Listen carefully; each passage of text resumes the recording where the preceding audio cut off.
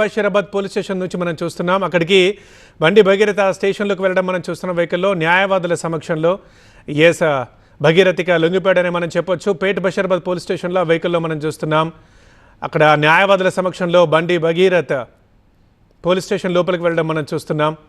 So భగీరథని పోలీసులకు అప్పగించారు కుటుంబ సభ్యులు. భగీరథ్ ఫైనల్గా లొంగిపోయారు. ఉదయం నుంచి జరిగిన నాటకీయ పరిణామాల మధ్య పేట్ బషీరాబాద్ పోలీస్ స్టేషన్ నుంచి మనం విజువల్స్ చూస్తున్నాం. మొత్తంగా 4 కార్లు లోపలికి వెళ్ళడం చూస్తున్నాం.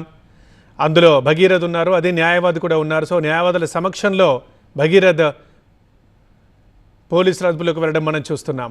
సో ఉదయం జరిగిన నాటకీయ పరిణామాల నేపథ్యంలో భగీరథ్కు సంబంధించి అనేక సోదాలు, విస్తృతమైన తనిఖీలు అండ్ గాలింపు చర్యలు జరిగాయి.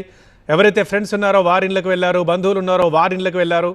సో విస్తృతంగా గాలింపు చర్యలు చేపట్టారు, అందరినీ అడిగారు అండ్ లుకౌట్ నోటీసులు కూడా జారీ అయ్యాయి భగీరథ్ మీద. ఇక రాత్రి 8 గంటలకి టీజీపీఏ జంక్షన్ దగ్గర పోలీసులకు కుటుంబ సభ్యులు భగీరథ్ని అప్పగించారు. రైట్, మనం పేట్ బషీరాబాద్ నుంచి విజువల్స్ చూస్తున్నాం.